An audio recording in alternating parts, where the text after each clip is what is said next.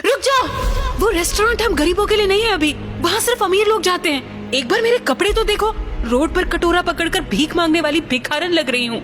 और जरा उस रेस्टोरेंट में खाना खाने वाले अमीरों को देखो, उनमें और हमें जमीन आसमान का फर्क है। नहीं अनन्या, तुम बहुत सुंदर लग रही हो। लेकिन अभी वो इस शहर का सबसे महंगा रेस्टोरेंट है, हमारी औकात वहाँ पानी पीने की भी नहीं है। तुम चिंता मत करो, मैंने आज के दिन के लिए पहले से ही सेविंग्स करके रखी है। आज तुम्हारा बर्थडे है अनन्या। तुमने दिन रात ऑर्डर्स डिलीवर करके ये पैसे जोड़े हैं अभी, मैं तुम्हें एक दिन में ये सारे पैसे नहीं उड़ाने दूंगी। अनन्या प्लीज, ये सब तुम मुझ पर छोड़ दो। इतना कहकर अभिनव उस महंगे रेस्टोरेंट के अंदर चला गया। अनन्या अभिनव को रोकने के लिए उसके पीछे पीछे भागी और जल्दी जल्दी में एक अमीर आदमी से टकरा गई और उस अमीर आदमी के महंगे सूट पर वाइन गिर गई। I am sorry sir. अंधी हो क्या? इस गवार को अंदर किसने आने दिया? इस सूट की कीमत भी पता है तुझे? 20 लाख का सूट है ये। आई एम सॉरी, मुझसे गलती हो गई, मैं इस वक्त यहाँ से चली जाती हूँ। तुम्हें क्या लगता है मैं तुम्हें इतनी आसानी से यहाँ से जाने दूंगा? जब तक तुम मुझे 20 लाख रुपए नहीं दे देती, मैं तुम्हें कहीं नहीं जाने दूंगा। इसी वक्त मेरे सूट की कीमत चुकाओ, वरना क्या? अचानक ही अभिनव अनन्या के पास वापस आया। उस अमीर आदमी ने अभिनव को गौर से देखते हुए कहा, वाह, एक और सड़क छाप गवार। इस रेस्टोरेंट का स्टैंडर्ड वाकई बहुत गिर चुका है। इसी वक्त मेरी पत्नी से माफी मांगो। मैं माफी मांगू? तुम जानते भी हो मैं कौन हूँ। अनन्या उस अमीर आदमी और अभिनव के बीच हो रहे झगड़े को देखकर बहुत घबरा गई। अभी इससे माफी मांग लेते हैं और चलते हैं यहाँ से। इस अमीर आदमी को मैंने टीवी पर देखा है, ये सिंघानिया इंडस्ट्रीज का। मेरी पत्नी से माफी मांगो, वरना आज के दिन के लिए तुम जिंदगी भर पछताओगे। अभिनव की बात सुनकर वो अमीर आदमी गुस्से से तिलमिला उठा। पूरा रेस्टोरेंट उसे देख रहा था। मैं इस शहर का सबसे बड़ा हीरा व्यापारी हूँ। अमीर से अमीर लोग, मंत्री संतरी सब मेरे पॉकेट में रहते हैं। मैं चाहूँ तो चुटकी बजाते ही तुम्हारा नामो निशान गायब कर सकता हूँ। और अगर चुटकी बजाते ही मैंने तुम्हारे पूरे बिजनेस का नामो निशान ही गायब कर दिया तो? जब तक वो आदमी अब अभिनव की बात समझ पाता, अभिनव ने अपना फोन निकाला और किसी को एक मैसेज भेजा। अगले ही पल उस अमीर आदमी को एक कॉल आया और उसके पैरों तले जमीन खिसक गई। बेटा हम बर्बाद हो गए, हमारी कंपनी के शेयर्स गिर गए और हमें करोड़ों का नुकसान हो गया। What? ये कैसे हो सकता है पापा? कोई हमें बर्बाद करने की कोशिश कर रहा है। क्या तुमने किसी बड़े आदमी को नाराज किया है? अगर किया है तो इसी वक्त माफी मांग लो, नहीं तो कल तक हम सड़क पर आ जाएंगे। वो अमीर आदमी अभिनव की तरफ मुड़ा और बोला, तुमने कैसे किया ये सब? तुम आखिर हो कौन? अबे ओ निठल्ले घर जमाई, उठ जा सो के। दोपहर के 12 बज रहे हैं। आज फिर अमीर होने के सपने देख रहा है क्या? जल्दी इधर आकर मेरे पैर दबा, बहुत दर्द हो रहा है। अरे सासू माँ, मुझे अभी जल्दी किसी से मिलने जाना, मैं वापस आकर दबा दूंगा आपके पैर। साले निठल्ले, आज तक चवन्नी तूने कमाई नहीं। मेरी बेटी के फेंके हुए टुकड़ों पर तू पल रहा है और तुझे किसी से मिलने जाना है। अभिनव एक घर जमाई था और अपने ससुराल के सभी छोटे बड़े काम किसी नौकर की तरह करता था। लेकिन आज उसे किसी से मिलने जाना था और उसकी सास शर्मिला को ये मंजूर नहीं था। तभी अभिनव की पत्नी अनन्या वहाँ आती है। ये सुबह सुबह कैसा शोर मचाया हुआ है माँ? अनन्या की बात सुनते ही शर्मिला ने कहा, शोर मैंने नहीं, तेरे इस निखट्टू पति ने मचाया हुआ है, जिसे तेरे सठियाए हुए दादा ने जबरदस्ती तेरे पल्लू से बांध दिया। मेरा बस चले तो मैं इसे लात मार कर घर से निकाल दूं। शर्मिला की बात सुनकर अनन्या अभिनव से कहती है, अभिनव, तुम्हें जहाँ भी जाना है पहले मम्मी का काम करके ही जाना। अनन्या मैं नहीं रुक सकता, मुझे अभी जाना ही होगा, सॉरी। इतना कहकर अभिनव वहाँ से निकल जाता है और ये देखकर शर्मिला का गुस्सा 7वें आसमान को छू जाता है। वापस आने दो इस हरामखोर को। आज इसको जंगली कुत्तों के पिंजरे में न छोड़ दिया तो मेरा नाम भी शर्मिला नहीं। अब कैसे बचेगा अभिनव अपनी सास के गुस्से से? क्या अभिनव की आज शामत आने वाली है? क्या होगा आगे? अभिनव मुंबई शहर की सबसे बड़ी 5 स्टार होटल सफायर में पहुंच गया, लेकिन वहां भी उसका स्वागत कुछ ठीक नहीं होता। अबे ओ फटीचर, जेब में चवन्नी नहीं और आ गया 5 स्टार होटल में खाना खाने। यहाँ का एक गिलास पानी खरीदने में भी तेरा घर चले जाएगा, समझा? अभिनव की चप्पल घिसी हुई, शर्ट फटी हुई थी। वो होटल के अंदर जाना चाहता था, लेकिन होटल के गार्ड्स उसकी परछाई को भी होटल पर पड़ने नहीं देना चाहते थे। तभी अभिनव कुछ ऐसा कहता है जिसे सुनकर वहाँ खड़े सभी लोग ठहाके मारकर हंसने लगते हैं। मैं यहाँ इस होटल के मालिक अकरम से मिलने आया हूँ। क्या कहा बे तूने? साले शक्ल देखी है अपनी भिखारी, तुझ जैसे आदमी से अकरम साहब अपना बाथरूम तक साफ न करवाएं। बड़ा आया मिलने वाला उनसे। सिक्योरिटी गार्ड्स इतना कहकर अभिनव को साइड में हटा ही रहे थे कि तभी वहां अभिनव की एक्स गर्लफ्रेंड वैभवी अपने नए बॉयफ्रेंड के साथ पहुंचती है और अभिनव पर तंज कसते हुए कहती है, अरे गार्ड भैया, इन गरीबों को ऐसे भी नहीं भगाते। अब होटल में तो लोगों की प्लेट से बचा हुआ खाना फेंकने में जाता ही है, तो वो ही इस गरीब को दे दो, बेचारा बहुत भूखा लगता है। अभी कुछ दिन पहले ही वैभवी अभिनव के साथ जीने मरने की कस्में खाया करती थी और आज वो उसके ही साथ किसी भिखारी की तरह बर्ताव कर रही थी। तभी वैभवी का बॉयफ्रेंड देवेंद्र अभिनव के पास ही थूकते हुए कहता है, मुझे तो विश्वास नहीं होता वैभवी कि ये निठल्ला तुम्हारा बॉयफ्रेंड था। देवेंद्र की इस बात को सुनकर अभिनव के गुस्से का ठिकाना नहीं था, लेकिन इससे पहले कि वो कुछ कहता, वहाँ एक आलीशान मर्सिडीज कार आकर रुकती है।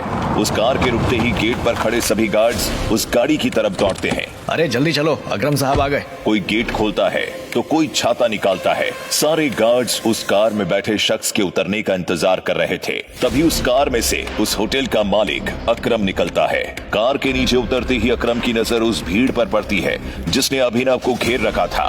उस भीड़ को देखकर अकरम अपने गार्ड से पूछता है, ये होटल के मेन गेट पर इतनी भीड़ क्यों इकट्ठा है? कोई फटीचर है, कह रहा था कि आपने उसे यहाँ बुलाया है। गार्ड्स की बात सुनकर अकरम अपनी तेज आवाज में कहता है, कितनी बार बोला है तुम लोगों को, मुझे ऐसे लोग मेरी होटल के सामने नहीं चाहिए, फौरन बाहर फेंको उसे। अकरम की बात सुनते ही तुरंत 4 गार्ड्स अभिनव की तरफ बढ़ते हैं और उसे वहां से उठाकर बाहर ले जाने लगते हैं।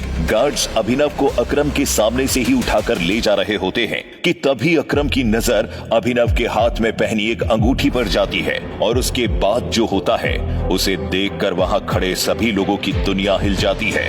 रुक जा, नीचे उतारो उन्हें। अभिनव के हाथ में उस अंगूठी को देखते ही अकरम उन गार्ड्स को रोकता है और अभिनव को नीचे उतारने को कहता है। अकरम की बात सुनकर गार्ड्स अभिनव को तुरंत ही नीचे उतार देते हैं। इधर गार्ड्स अभिनव को नीचे उतारते हैं और उधर करोड़पति अकरम अभिनव के पैरों में गिर जाता है। मुझे माफ कर दो टाइगर, मैं आपको पहचान नहीं पाया।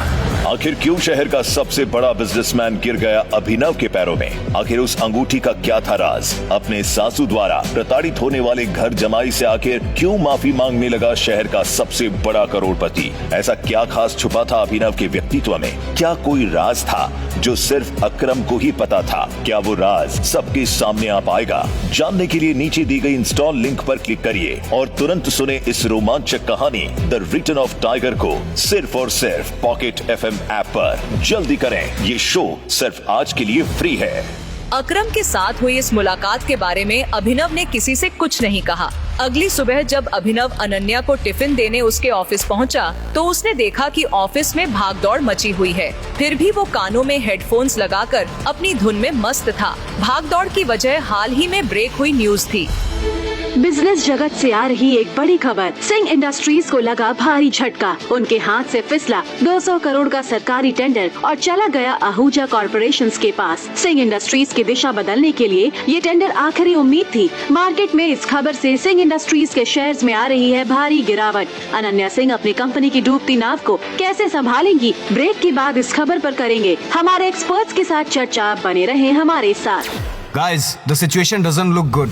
ये हमारा आखिरी मौका था सिंह इंडस्ट्रीज को रिवाइव करने का। टीवी बंद करते ही चिराग ने कॉन्फ्रेंस रूम में बैठे सभी लोगों से कहा। चिराग अनन्या का दोस्त और बिजनेस पार्टनर था।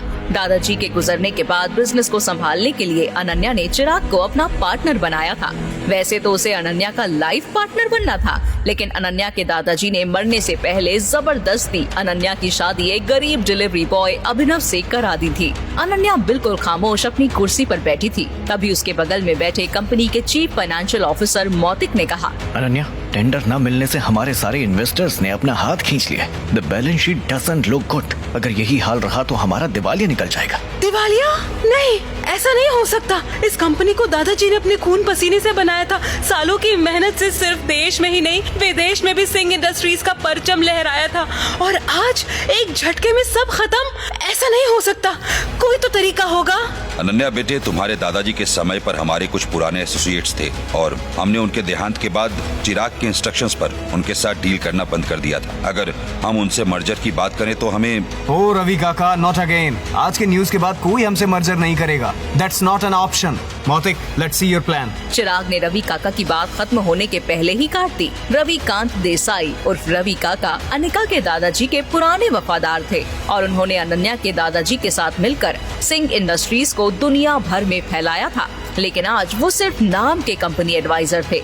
उधर रोज की तरह अभिनव दुनिया से बेखबर अपनी ही धुन में हाथों में अनन्या का लंच बैग और कानों में हेडफोन्स लगाए ऑफिस आया और मुस्कुराते हुए अनन्या की सेक्रेटरी मिसेस लोबो से बोला, good morning Mrs Lobo, it's a bright beautiful Monday, कैसी हैं आप? अभिनव ने अपने कानों से हेडफोन्स निकाले और चारों तरफ देखते हुए मिसेस लोबो से धीरे से कहा, ये आज ऑफिस में इतनी मनहूसियत क्यों चाहिए? ओह गॉड, तो नौकरों की तरह सिर्फ घर का काम ही करता रहता है या कभी न्यूज व्यूज भी देखता है? इतने बड़े इंडस्ट्रियलिस्ट का दामाद है लेकिन बिजनेस की कोई खबर नहीं। अरे ऐसा क्या हो गया जिसकी खबर मुझे नहीं? पीछे टीवी पर देख, सरकारी टेंडर न मिलने से सिंह इंडस्ट्रीज को लगा बड़ा झटका। वेंटिलेटर पर चल रही सिंह इंडस्ट्रीज को 200 करोड़ के टेंडर से थी आस और ये टेंडर चला गया आहूजा कॉर्पोरेशन के पास। सिंह इंडस्ट्रीज और उसके गिरते हुए शेयर्स को कैसे बचाएंगी अनन्या सिंह? अपने एक्सपर्ट से हम जानेंगे दिवालिया हो रहे सिंह इंडस्ट्रीज का फोन की भविष्य। घंटी सुनते ही मिसेस लोबो ने टीवी का वॉल्यूम कम किया और फोन उठाते ही कहा, hello, yes ma'am, right away, मैं फाइल्स लेकर आती हूँ। अनन्या कहाँ है? अभिनव, तुम अभी घर जाओ, मुझे फौरन अनन्या मैम को फाइल्स देनी है। मिसेस लोबो फाइल्स लेकर कॉन्फ्रेंस रूम की तरफ बढ़ने लगती हैं। मिसेस लोबो, मुझे अनन्या से मिलना ही है। I need to meet her right now. Abhinav जिद मत करो, जाओ यहाँ से। वैसे आप कहाँ जा रही हैं? Conference room. Thank you. ये कहते ही अभिनव कॉन्फ्रेंस रूम की तरफ दौड़ पड़ता है। अभिनव रुको, वहाँ मत जाओ। जीसस क्राइस्ट, ये लड़का आज मुझे नौकरी से निकलवाएगा। अभिनव गोली की रफ्तार से कॉन्फ्रेंस रूम के अंदर घुस गया और उसने अनन्या की तरफ देखकर कहा, अनन्या, मुझे तुमसे इस क्राइसिस के बारे में जरूरी बात करनी है। अभिनव को इस तरह देखकर सभी लोग हैरान हो जाते हैं। सबको बखूबी पता था कि अभिनव सिंह परिवार का एक नाकारा घर जमाई है। तभी गुस्से में अनन्या ने तमतमाते हुए अभिनव से कहा, अभिनव गेट आउट, अभी नहीं। मौतिक प्लीज कंटिन्यू। अनन्या, मेरे पास इस मुसीबत से निकलने का रास्ता है, मुझे सिर्फ 5 मिनट दे दो। अभिनव का इतना कहना ही था कि तभी चिराग अपनी कुर्सी से उठा और अभिनव को जबरदस्ती बाहर धकेलते हुए बोला, ये कॉन्फ्रेंस रूम है, कोई सब्जी मंडी नहीं जो मुंह उठाकर चले आए। साले फटीचर, तेरी औकात ही क्या है कंपनी के मैटर्स में बोलने की? अनन्या, सबसे पहले कंपनी से इस आदमी को निकालो, इसी की वजह से कंपनी की बैंड बजी हुई है। Ananya, take your own decisions. Chirag Abhinav को कॉन्फ्रेंस रूम के बाहर धकेल देता है, जिसे देख ऑफिस में काम कर रहे सभी लोग अपनी अपनी जगह पर खड़े हो जाते हैं और कानाफूसी करने लगते हैं। तभी चिराग चिल्लाता है, सिक्योरिटी, सिक्योरिटी, ऑफिस के बाहर फेंको इस आदमी को। भागते हुए 2 सिक्योरिटी गार्ड्स अंदर आते हैं और अभिनव को पकड़कर बाहर ले जाने लगते हैं। मिसेस लोबो को अभिनव की हालत पर तरस आने लगता है और वो चिराग से रिक्वेस्ट करते हुए कहती है, sir, I will handle this matter. आप प्लीज अंदर मीटिंग में जाएं। गुस्से में लाल चिराग वापस कॉन्फ्रेंस रूम में चला जाता है और अभिनव को लेकर सिक्योरिटी जब रिसेप्शन पर पहुंचती है तो मिसेस लोबो कहती हैं, लीव हिम नाउ।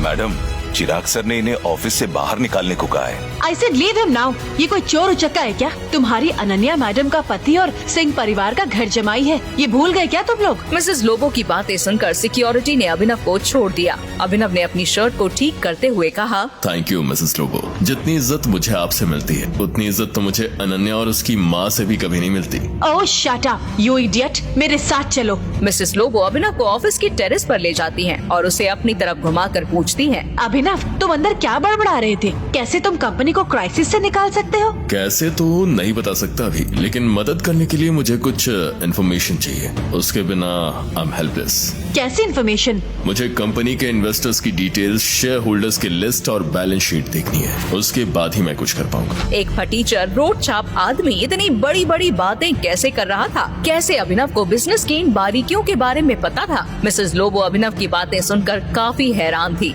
लेकिन उन्होंने अभिनव की काबिलियत पर सवाल ना करते हुए कहा, मैन, अंदर जो हुआ उसके बाद ऑफिस का कोई स्टाफ इस काम में तेरी मदद नहीं करेगा, लेकिन एक आदमी है जो तुम्हारी मदद कर सकता है, अगर तुमने उन्हें कन्विंस कर लिया तो। कौन? Ravikant Desai sir, he can help you. वो अनन्या के दादाजी के काफी करीब थे, लेकिन जब से चिराग आया है उसने उनको साइडलाइन कर दिया है। Ravikant sir is a chain smoker, वो हर घंटे सिगरेट पीने यही आते हैं। तुम उनका वेट करो और उनसे बात करने की कोशिश करो, मैं वापस जाती हूँ। अभिनव वहाँ खड़ा होकर रविकांत देसाई का इंतजार करने लगता है। इसी बीच उसने अपने जेब से फोन निकाला और किसी को कॉल किया।